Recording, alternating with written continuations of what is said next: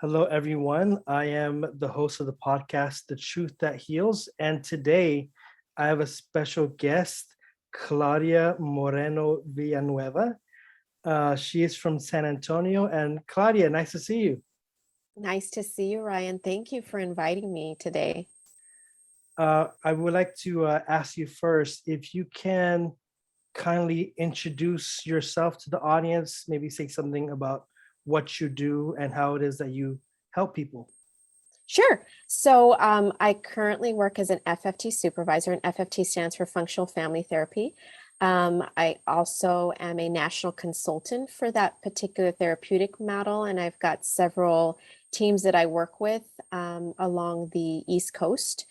And I also run a sole proprietorship where I provide life coaching and hypnotherapy to individuals that are struggling with anxiety and many of the results of being an anxious person, like having troubles with relationship, dealing with loss, um, having to cope with traumatic events. How many years do you have of experience? So I have a master's in clinical psychology, and I received that master's back in 2007. So I've been practicing in different ways since then. I dabbled with research prior to getting into doing direct care and providing therapeutic services. And I think the reason for that was that a part of me was kind of scared of being faced with so much trauma and dealing with that and carrying that burden and that weight. But I found some ways to cope with it with my faith. I'm a devout Catholic. I'm not a perfect Catholic, but I certainly treasure my faith, and it's helped me overcome some of the barriers I faced in life, and also be a better practitioner. Because it's not an easy thing to help people with their mental health issues. You said something which I think can really jumpstart the discussion. You Mhm. said, "I am not a perfect Catholic," and I'm highlighting that because in one of my previous episodes, I was talking about exorcisms and demonizing people, and in the community that I was in, the goal was to be perfect, like, Mhm. absolutely perfect, no flaws, no human weaknesses. You're not going to be hungry. If you're hungry, you must be gluttonous. If you are sleepy, it's because you're lazy or because you are infested by demons. And so Mm. i'm I when you said that, it was like not a trigger, but it kind of uh it hit me in a way, because for so long when I was in this community, and Mhm. not just for me, but for so many others, we were expected to be perfect. And if you weren't perfect, it was a green light for the superiors to be uh, verbally abusive, to Yeah, harass us. punishing. Mhm. Is this a trend not only in religious violence, but also like in domestic violence? That trend of verbal abuse. Yeah, let me speak to one thing first that came out to me when you were talking about this, because I've become very passionate about this in the work that I do with individuals, because perfectionism is seen as um, a a result of having experience emotional trauma, because that's where we find our safety in keeping things just in a certain way or behaving just a certain way so that we don't have to face the wrath of someone or feel shame about what's happened in our life. And this is my thing. I'm just a layperson, but I wonder if, in the beauty of our faith and the mercy that God has taught us, where do we leave space for being perfect, in the sense that God has allowed us to be perfect, where he's able to make that move in that transition in our life, and not that we are forcing it upon ourselves.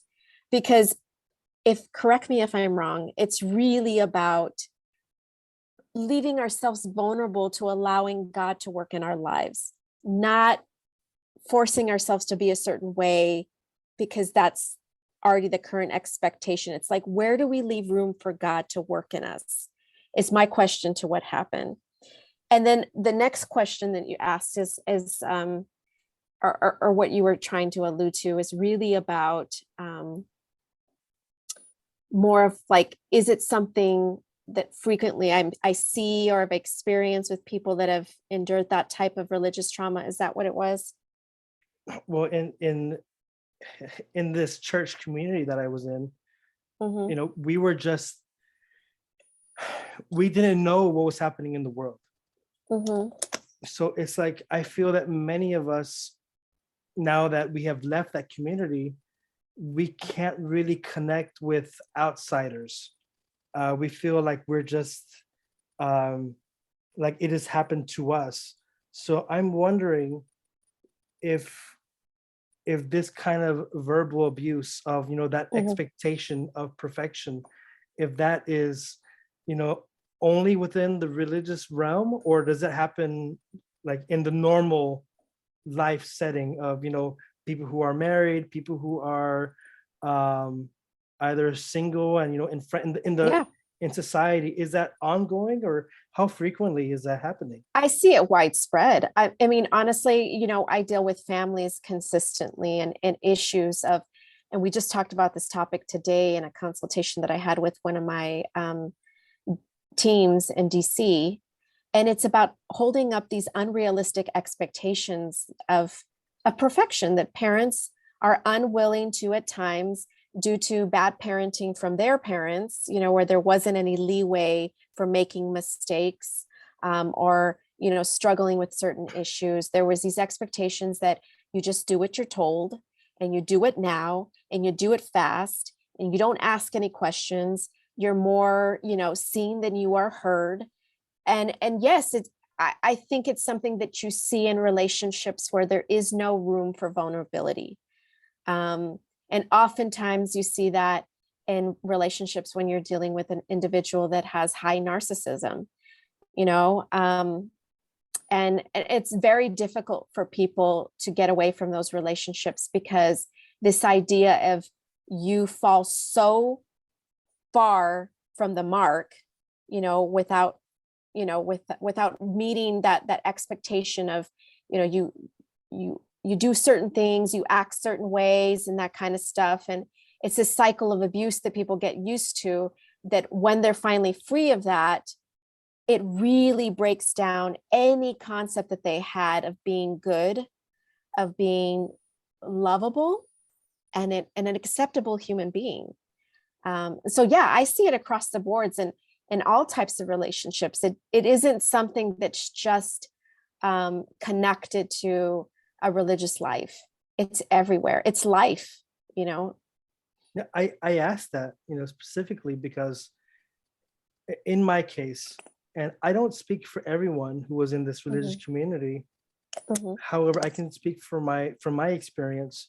When I left that religious community, I felt that no one else would understand. I felt that, this only happened to me, and no one is going to believe me. And at first, that did happen. No one wanted to believe me. Uh, it was an expectation that I needed to be silent. But the only ones who really listened were my parents. And mm. I feel so lucky. But then, You are um, blessed. I'm blessed Absolutely. because, I mean, that doesn't always happen where you can talk to your parents and they believe you. My father and my mother, they didn't want to believe that these things actually happened at first. Hmm. But then, as time went on and I shared more of what happened, they started being more supportive. Yeah. Um, but it really took a long time and a lot of support. I wanted to go back really quick because Hmm. we were talking about that perfectionism. Um, how can a victim of, that verbal harassment, where you're expected to be perfect, and even though they try their best, they fail, in the eyes of the abuser or the manipulator. Mhm. Um, what can you recommend, or like what thinking process should change to get out of it? Because I mean, I stayed there for 11 years. I mean, it was really almost impossible for me to get out of it. It was like a miracle. Let me ask you a question before I answer that. Yes, yes. Did you feel you became it became part of your identity to these people, where there was almost this agreement to a certain extent that yes, you were lacking in this or that? Did you feel at a certain point where you started to kind of concede with them, like, yeah, I am this, unworthy person or something? I think for the first 8 years, Mm-hmm. but then like maybe towards the ninth year, I said silently, fuck you guys, because you're expecting me to be perfect. I'm doing what I'm supposed to do. I'm trying to be a good Christian. I'm trying to be a good person, and yet I'm doing it, and I'm still getting like public humiliations. I'm still getting punished, and then so I got pissed off and I started disobeying. But then when I started disobeying, it's like all that verbal harassment over the years of you're not good enough. The devil is out to get you. It all came back, and I did feel, oh yeah, they're right. Look at me, I'm so terrible. Yeah, and then the shame sank in even further. And so you just kind of answered the question for me by giving an example of how you listened to emotions. Emotions are very important messengers. They tell us that there may be something off about something. And that anger is what then prompted you to say, the hell with this. This is not for me. I have been giving the utmost that I can, even well beyond what I can. I'm killing myself here. And yet that still isn't enough for you. And so I think it's important for people to listen to their emotions, not to shut them off, but to welcome them as messengers to something very critical that they need to pay attention to. It's like alarm bells going off. Something is wrong. It's so funny that you say that, Mm-hmm, because people know that I call that community that I was in a cult, mm-hmm, because one of the things that they would do are I forgot the term. I think it's called mental blockers, where like you before you can think on your own, they've mm-hmm. like brainwashed you to like stop thinking, and that is they would say repeatedly, don't trust your emotions. If ever you have emotions, don't follow it. Just obey the superior. Do what you're told, and they would say self-will, self-love is from the devil. So if you love yourself, that's already you're being attacked. You're being emotional. Don't give in.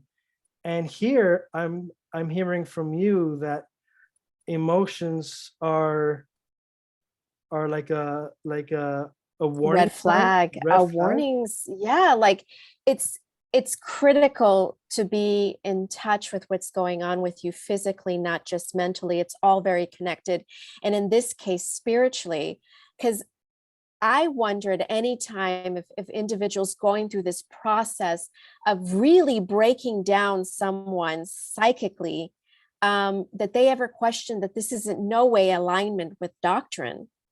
I mean, if you truly are seeking the truth, then you educate yourself. And that's the whole purpose behind free will. God gave us that not to simply be heathens and do whatever the heck we want. It was for us to truly want to be with Him. And that's a choice that we've made. Knowing what we know about the faith, knowing what we know about Christ and what He left us, I would say like a legacy almost. And that's probably the wrong term, but that's how I see it, right? um, and and wanting to know more about the faith rather than having someone tell you this is how it is and then just following it blindly, because Christ could have done that at any time with His disciples, but did He? I would No. say no, not at any time. And so I think individuals that come into a certain level of power, whether it be in the church or any other institution, will use this tactic as a way of creating division within yourself. division within yourself. Can you Yes. explain that a little more? Absolutely. So division with yourself is like, I am no longer connected to my bodily sensations and what's going on with me, because we are individuals that even before a stimuli comes into view, we're already feeling that something might be wrong. Our spidey sense, in a sense, right? And that's Mhm. incorrect to say, but our central nervous system is always constantly giving us input about what might not be right about something. I'm sure you and many others listening today have had a feeling of walking into a room and sensing something's just a little bit off, right? Yes. And so when somebody comes in and says, just use your cognition, just, it maybe not even use your cognition, just follow this and take my orders, and separates you from your intuition, which was God given, then that's division within yourself. And that's when we fall. Now, I can say for myself and probably Mhm. many of the other members that I shut off intuition. For me, the only will was the will of the superior. And like, let's say I remember towards the end of my so-called vows, I expressed that I had wanted to leave, but instead of allowing me to leave, they just said, "Hey, Mhm. you're still under us. So here's your plane ticket, go to the Philippines, and you can't question." But deep inside, I feel that I was burying those Mhm. as you said, the was Spidey sense. it? I mean, they're going off like crazy, but at the same Yeah. time, I'm afraid because if I do react, I'm gonna be shamed. Or in the homily, I've seen other like brothers and sisters leave, and the narrative is always, if you leave, you're gonna be infested by the devil. You're going to be a bad person. Um, Jesus. Now that I'm out of the group, I don't think Jesus works like that. I don't think God works like that. You're Mhm. you're mentioning how God gave us free will. Mhm. Um, but with that mentality of that brainwashing of how bad we are if we leave, what I'm trying to ask is, how can a person heal when they've been indoctrinated, brainwashed with this idea that they're going to be cursed? Mhm. Like, I think people end up internalizing that, and they do have this ongoing fear that something like that might occur. I think at a certain level, there has to be a realization or a sense almost of acceptance that something brutally violent, whether it be psychologically or actual physical abuse or even spiritually being attacked, um, has occurred. And it's changed the way they perceive themselves and the world. And I say this because personally, I've gone through some terrible things. I think all of us collectively as humans have experienced certain shifts in ways of thinking in this world, and just with the pandemic and everything like that, that we've been a little bit left on edge. And yes. it was a reckoning for me in a sense personally, where I had to stop and think, some really bad stuff has happened and I have felt overwhelmed. And you know what? Like, I need to accept that at a certain level, that I'm in a struggle, and I need to ask for help, and that's okay. And I think that's part of the step, is realizing that something really bad did happen. We can go on through life excusing it or trying to hide from it, and maybe thinking that, you know, if I question it, then I am going to go to hell, or I am going to be infested by demons, and all these bad things that they said that were going to happen to me is going to happen. Or I can start to look at what is out there that contradicts what they've told me, you know? And it is battling cognitive distortions, is what we call it. This all or nothing thinking, this catastrophic thinking. It's all meant, when they do it, to create extreme anxiety in you and to keep you under their thumb. Because if it's almost like a threat of violence, if I tell you that something awful is going to happen to the people that you love, you're likely going to follow my commandment, whatever it is, because you don't want that loved one to be hurt. And it's the same thing for self. You don't want to be hurt emotionally, physically, or spiritually. So you stick around and you continue to get hurt, oddly enough.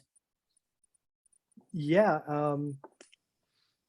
I continued to get hurt, but the reason why I stayed was because I didn't want my family to get cursed.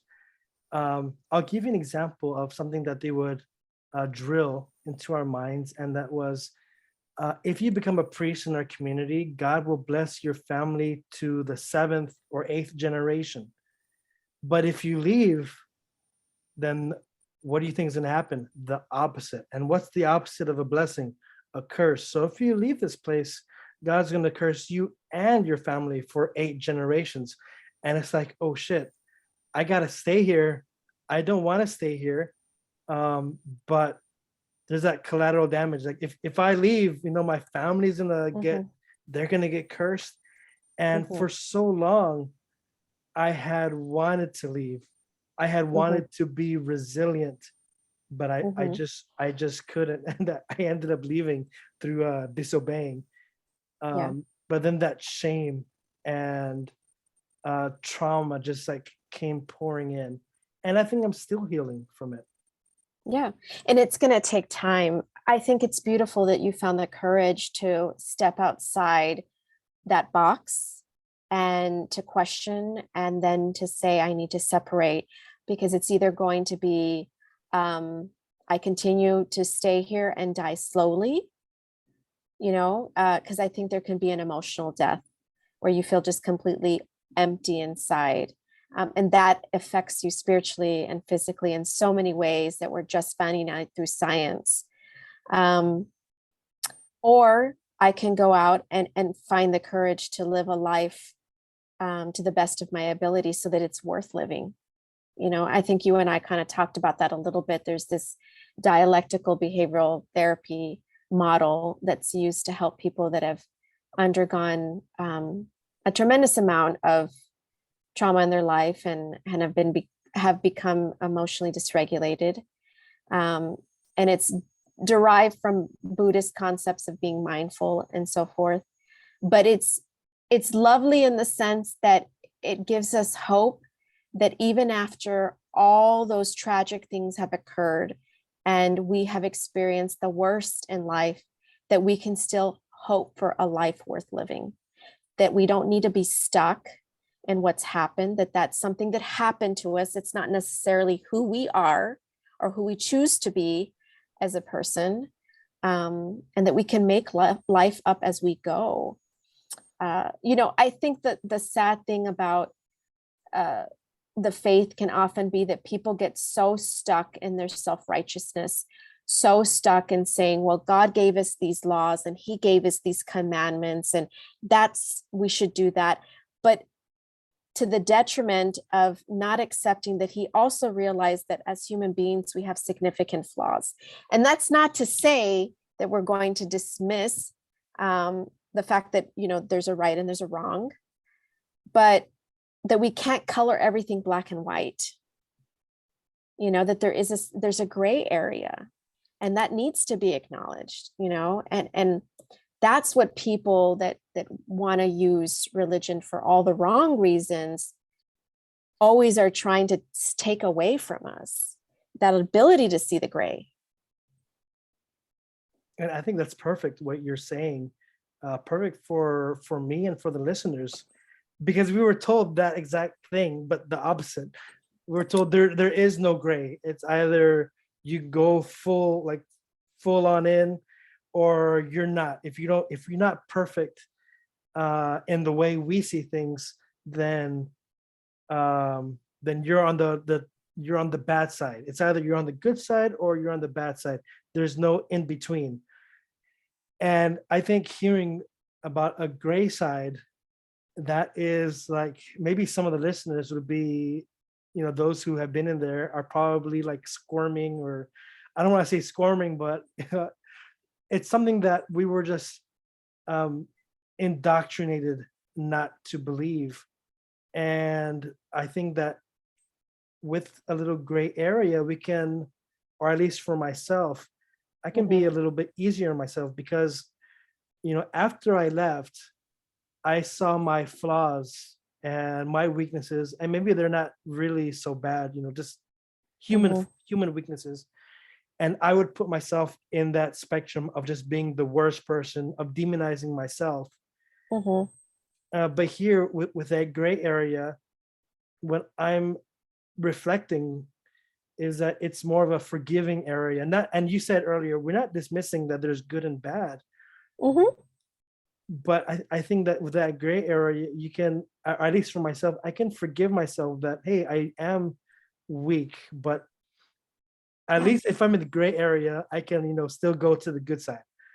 Yes, there's still a chance. And there's providence awaits. And it does till the day you die. I had this argument with my mother recently because on my healing journey, I realized that there was a certain level of demonic influence in the terms of the black and white thinking, because I started to get into a space of, well, maybe I'm not worthy for the things that God promised me once, because I really screwed up in this area. I got divorced and I was married through the church, and it's like now I'm nothing. And I felt that way for so long, and I carried that cross, and it became so heavy. And then I was listening to Lauren Daigle, and I don't know if you listen to her charismatic music, but I think it was such a beautiful reminder. It was like God sent me a reminder of like, I created you good. And I also created you with the knowledge that there's going to be times that you fail, but that's when I'm ever most present with you, because then I can do my greatest work. Is that in the song? No, no, no, no. That isn't in the song. But Okay, I thought that was but that but she says lyrics alluding to that. Now I'm just okay. summarizing Okay. because I can't remember her lyrics. Okay. But she talks about God reminding you of all the great things that you are and he created you to be, knowing that there's going to be times where you mess up, where you trip and fall, but he's going to be there to pick you up. He has not forgotten you. And that's so beautiful, especially Mhm. for it, someone who it is. who was, I mean, religious abuse isn't only in religious communities. I think there is religious, spiritual abuse all over in the church, and not only in the Catholic Church, in other communities, other denominations. Mhm. And sadly, the last thing that pops into your mind is that God still loves you. It's like, oh, God wants to punish me. He wants nothing to do with me. And then hearing you, how you had that argument with your mom, that sucks to argue with your mom, but still, you have that realization that, damn, God still wants a relationship with me and with every single person. And I think that's just something so beautiful. Yeah. And I probably exaggerated. It wasn't necessarily an argument. It was like a debate, but we got heated about it and passionate because I want to believe that there is so much beauty in this faith. And there's also people out there, unfortunately, despite all the beauty, that choose to take it and twist it. And that's where I say the demonic influence comes in, because the minute you start forgetting that God made you beautiful and powerful and wonderful. And when I say powerful, not in a egotistical way, but that we have the ability to do some awesome things for others, and for ourselves. That's when he seeps in and he steals your joy. And that's the very thing that leads you down the road away from Christ, I think sometimes, um, when we should be getting closer to him. So, I mean, I can go on and on about this, but I think profoundly what's important is that we remember that there are times where we are just fallible. I mean, we were not created that way, but certain things happen along the way. We know the history. We've read the Yes. Bible, Yeah. and it is what it is. It is what it is. And as we're talking, I am sensing so much, well, two things: resilience and so much hope in the way you're speaking, in just just in this conversation. And I would like to ask for your advice on how can a person like me, or for the audience, those who have been through verbal abuse and religious abuse, despite all those things, how can they be resilient as well, and how can they be hopeful? I think resilience comes from having a sense of community. I think it comes from speaking your truth. And I don't say this because there isn't some great definitive truth, because I think people from the Catholic mindset might feel like, well, there's only one truth. But I think the way you experience things and your perception of events that have taken place is just as valid as someone else's. And oftentimes people might want to steal that from you. But I think fundamentally, part of the healing process is speaking about what has occurred. And it's so critical. Like Peter Levine talks about what really is trauma. And from his perspective, and people have given multiple definitions, but I really love his, because it's just like not necessarily what's happened to you, it's what you were left alone to deal with.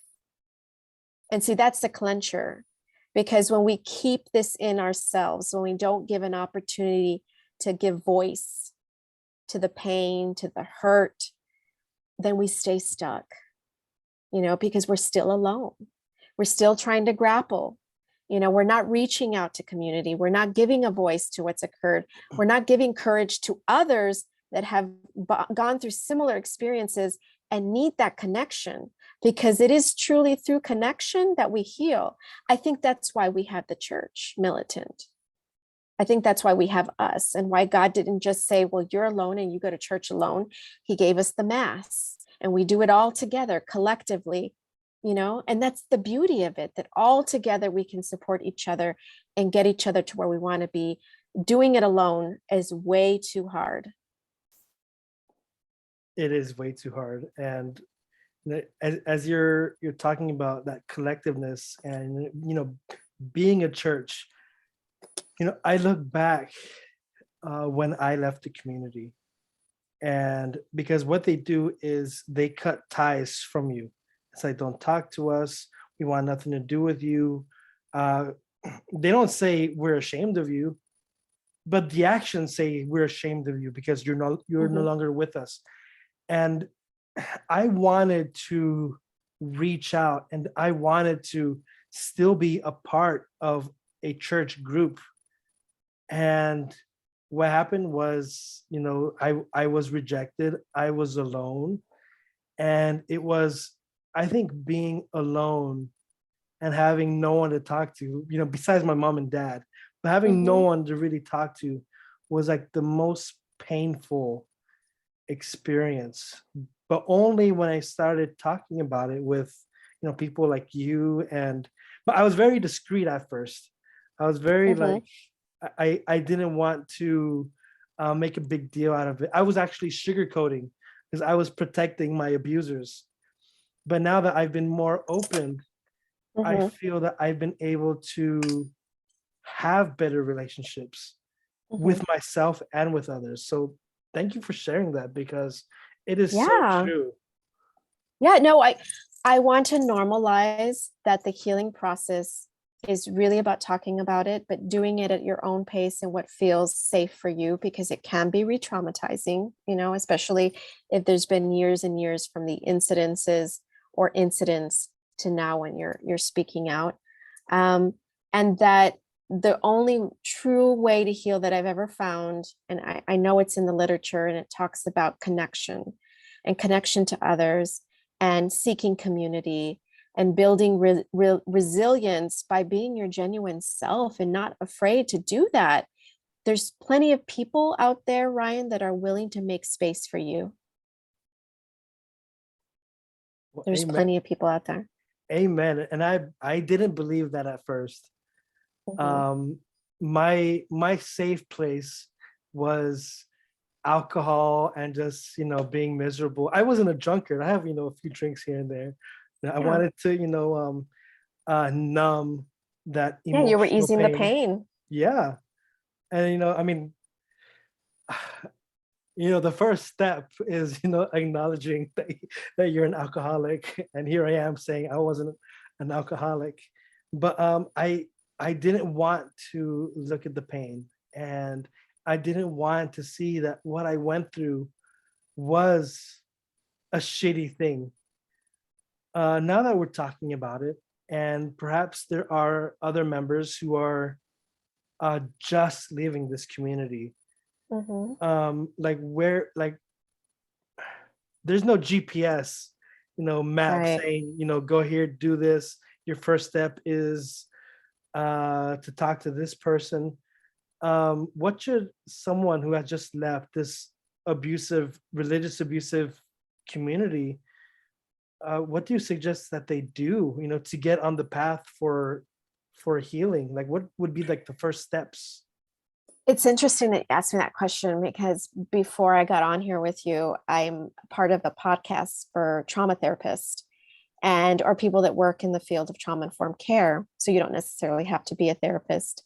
And they they were doing a segment on religious abuse and what that means.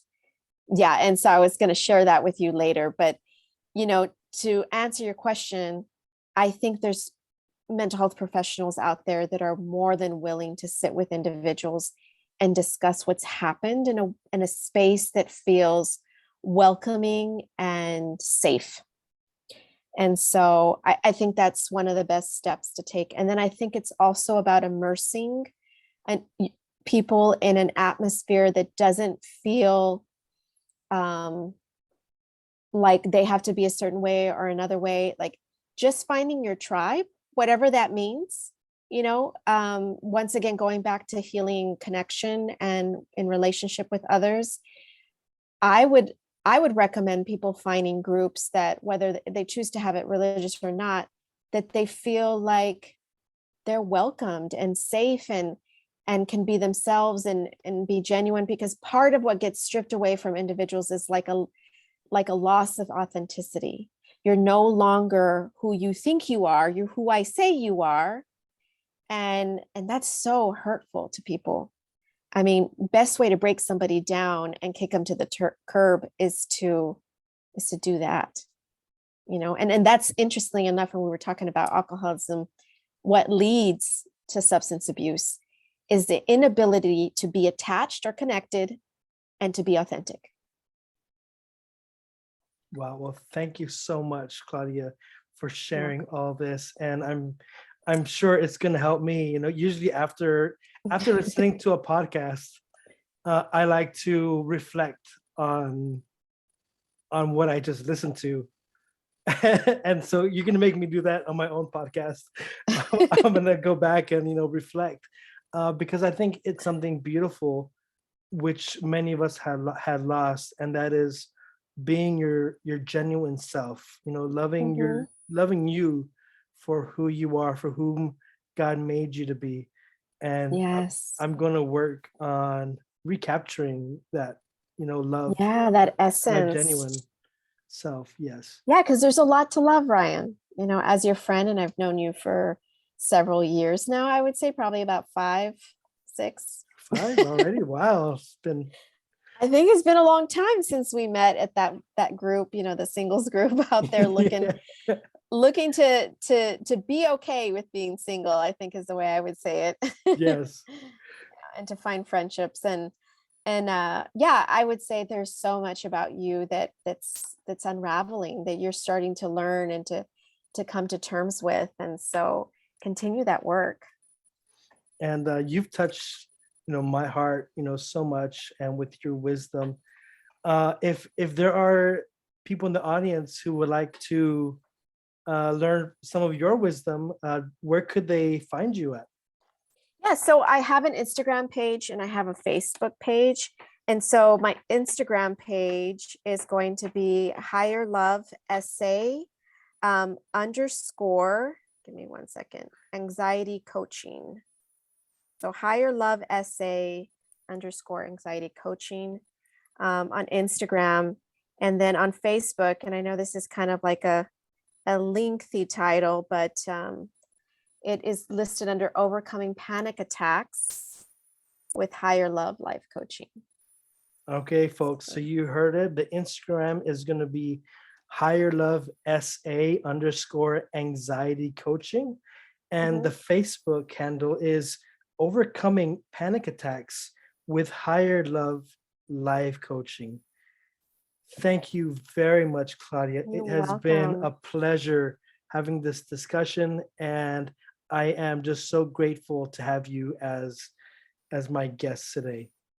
Oh, you're most welcome. And it was a pleasure being here. And I hope that this is helpful to you and to others, and blessings. And once again, thank you for your time. It was a pleasure.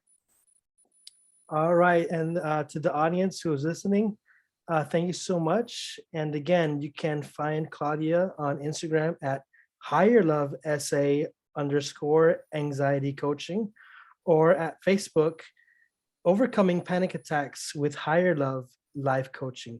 You all have a good day and God bless.